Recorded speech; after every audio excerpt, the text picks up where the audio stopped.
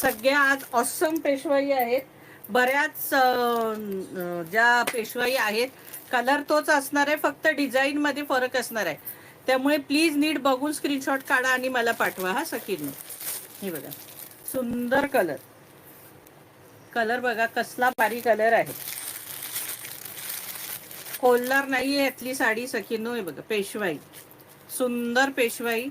हे मोर आहेत बघा, पदरालाही मोर आहेत. हे बघा इथे अशी डिझाईन असणार आहे आणि ही बॉर्डरला ही डिझाईन असणार आहे.